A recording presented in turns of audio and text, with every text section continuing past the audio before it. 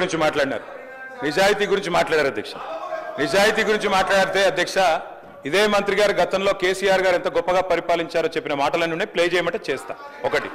రెండో అధ్యక్ష, హరీష్ రావు గారు ఇంత స్పష్టంగా శాసనసభలో నిన్నగాక మొన్ననే కదా అధ్యక్ష మొత్తం ఆర్బీఐ లెక్కలు వివరిస్తూ సావధానంగా ఏం చెప్పారు అధ్యక్ష?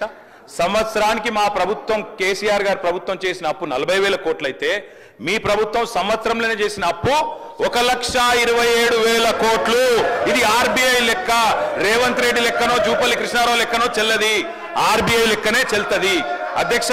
వాళ్ళు ఒకటే అబద్ధాన్ని 100 సార్లు చెప్పి నిజం చేద్దాం అనుకుంటే ప్రజలు నమ్మరు అధ్యక్ష. ఇంకొక మాట చెప్తా ఉన్నా అధ్యక్ష, మంత్రి గారు చెప్తున్నారు, ఏదేదో చెప్తా ఉన్నారు, రాజీనామా చేస్తా, ఇది చేస్తా, అది చేస్తా.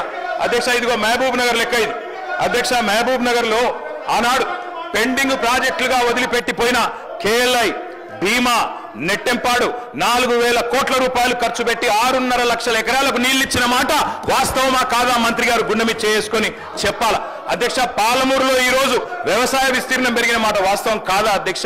ఇంకా వారు ఏదేదో మాట్లాడుతున్నారు. 8 లక్షల కోట్ల పని ఒక ఆయన, 7 అని ఒక ఆయన, 10 అని ఒక ఆయన. నోటికి ఎంత వస్తే అంతేనా మంత్రులు?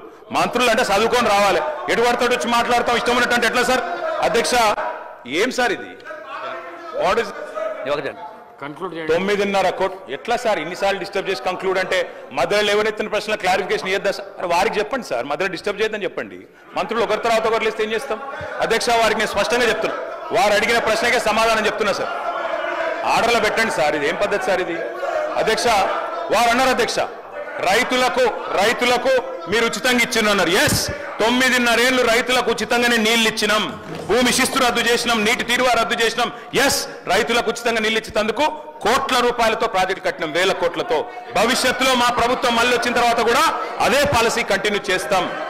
తాగునీరు ఉచితంగానే ఇచ్చినాం, బరాబర్ రేపు మళ్ళీ వచ్చిన తర్వాత కూడా అట్లే ఇస్తాం, అందులో అనుమానం అక్కర్లేదు. మీరు నిజాయితీగా చెప్తున్నాం. ఎస్, మేమెన్నడూ కూడా రైతుల మీద కానీ, రైతుల మీద మాత్రమే కాకుండా తాగునీరు ఇచ్చిన కుటుంబాల మీద కానీ ఎన్నడూ అదనపు భారం వేయలేదు, భవిష్యత్తులో కూడా వెయ్యబోము.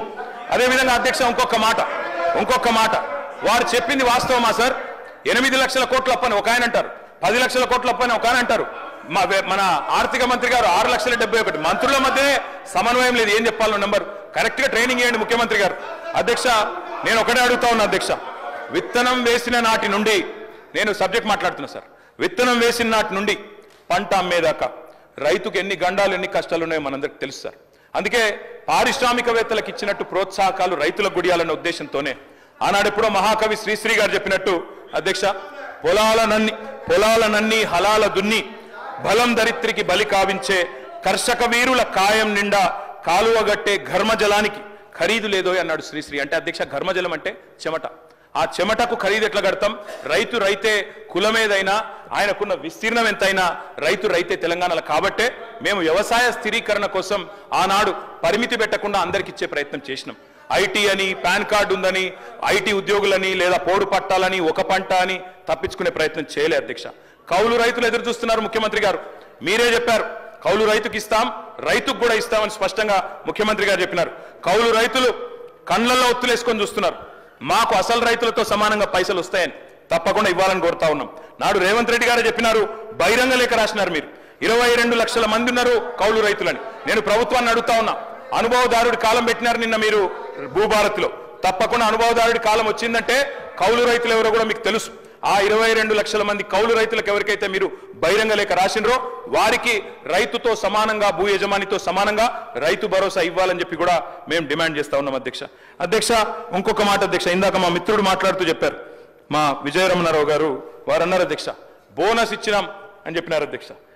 ఇది అధ్యక్ష, FCI food corporation of India వాళ్ళు, FCI వాళ్ళు ఇచ్చిన రిపోర్ట్ అధ్యక్ష. వారు ఆనాడు వివేక్ గారికి ఇచ్చారు, వారు మంత్రి కాలేదు అయినా మాట్లాడుతున్నారు. రేపు మంత్రి కావాలని కూడా మాకు కోరుతా ఉన్నాం, మా సోదరుడు, మా దోస్తు ఆయన, కాబట్టి మంత్రి కావాలని కోరుతున్నా సార్. అధ్యక్ష ఒక మాట చెప్పాలి అధ్యక్ష, ఖచ్చితంగా చెప్పాలి అధ్యక్ష. ఇంతమంది సభ్యులు అడుగుతా ఉన్నారు, ముఖ్యమంత్రి గారు స్వయంగా రాసినారు, కౌలు రైతులకు ఇస్తామని చెప్పారు. కౌలు రైతులు 22 లక్షల మందికి ఎవరికైతే మీరు ఉత్తరం రాసినారో రేవంత్ రెడ్డి గారు, వారు ఎదురు చూస్తున్నారు కళ్ళల్లో ఒత్తులేసుకొని. రేవంత్ రెడ్డి గారు తప్పకుండా రైతు భరోసా ఇస్తాడని, ఇయ్యాలని కోరుతా ఉన్నాం అధ్యక్ష. దాంతో పాటు మీరే చెప్పారు బోనస్ గురించి అధ్యక్ష. ఇది MSP MSP government of India department of food and public distribution వాళ్ళు రిలీజ్ చేసిన ఎంఎస్పి అధ్యక్ష. ఆనాడు 23-24 సంవత్సరానికి గాను ఇది వారిచ్చిన ఎంఎస్పి పట్టిక. ఈ పట్టికలో ఏముంది అధ్యక్ష? దొడ్డు వడ్లకు 2183 రూపాయలు దొడ్డు వడ్లకు ఎంఎస్పి, సన్న వడ్లకు 2203 రూపాయలు, అంటే ఒక 20 రూపాయలు ఎక్కువ. మొత్తంగా చూస్తే దొడ్డు వడ్లకు 2183 రూపాయలు. మరి కాంగ్రెస్ పార్టీ మేనిఫెస్టో అధ్యక్ష, ఇది కాంగ్రెస్ పార్టీ మేనిఫెస్టోలో ఏం చెప్పారు అధ్యక్ష? ఆనాడు స్పష్టంగా చెప్పారు మేనిఫెస్టోలో వారు బోనస్ గురించి మాట్లాడకపోతే నేను చెప్పబోతుంటా. బోనస్ ఏం చెప్పారు అధ్యక్ష? ఆనాడు 2183 రూపాయలు